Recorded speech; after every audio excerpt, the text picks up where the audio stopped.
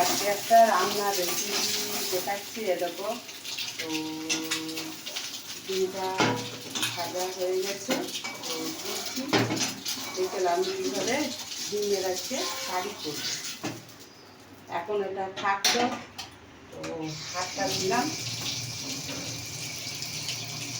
এই দেখো বন্ধুরা, এটা হলো আদা, দেখতে পাচ্ছি তো।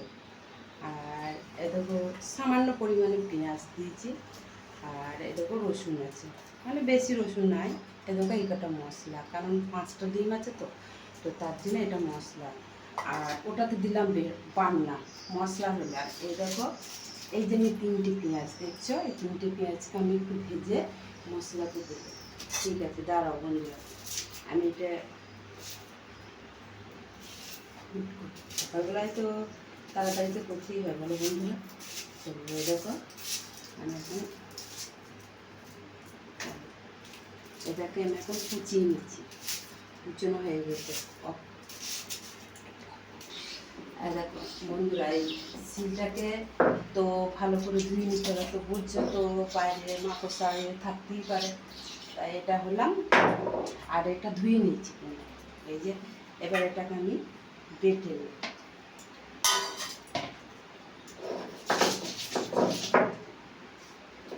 আদাটাকে একটু থেতো করে নিচ্ছি, কারণ আদাটাকে একটু শক্ত বন্ধুরা, এই জন্য আমি থেতো করে নিলাম। তারপর এটাকে বাটছি, দেখতে থাকো তোমরা আমি কীভাবে বাটছি।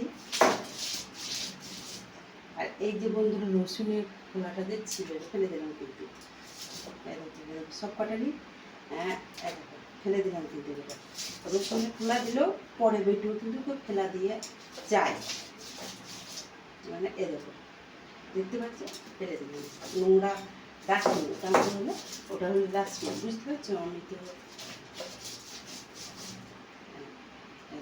ফেলে দেওয়া হয়ে গেল, কিন্তু আর একবার বাঁধবো। অবশ্যই তোমরা দেখতে থাকো।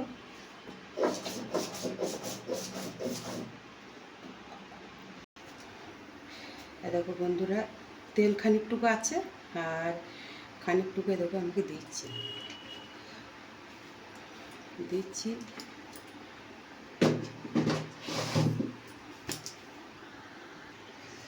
বন্ধুরা, একটা তেজপাতা দেখতে পাচ্ছি, তো আমি সামান্য দিচ্ছি তেজপাতা, দিচ্ছি।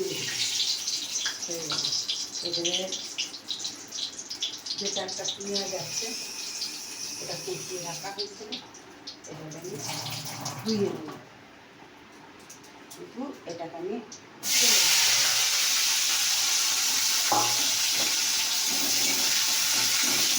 এটাকে একটু ভাজতে হবে।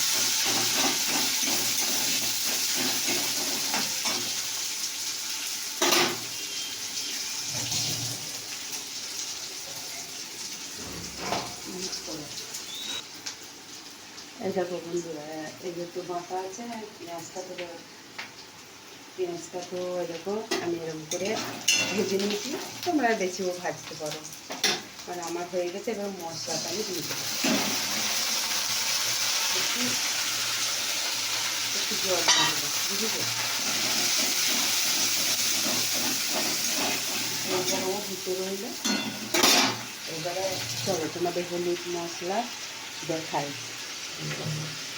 দেখো, বুঝতে পারছো, হলুদ মশলা দেখো পরিমাণ মতো, কিন্তু অল্প একটু হলুদ দিয়েছি। আর পরিমাণ মতো আমি নুনটা দিই, হ্যাঁ, আর একটু দিয়ে দিলাম, কম হলে পরে দেখা যাবে। আর লঙ্কা গুঁড়ো, বুঝতে পারছি, লঙ্কা গুঁড়ো মানে পরিমাণ মতো দিলাম। আর এই যে সামান্য এক ফোঁটা জিরে দিলাম, ব্যাস হয়ে গেল মশলা দেওয়া। তো এবার আমি রাখলাম, চামচটা আমি দিয়ে নিচ্ছি, বড় একটা হবে। অবশ্যই দেখতে থাকবেন। দেখো শুধু কালারটাই আলাদা এসে গেলো, দেখছো। দেখো বন্ধুরা, মশলা দেওয়ার পরই দেখো আলাদা কালারটা এসে গেলো।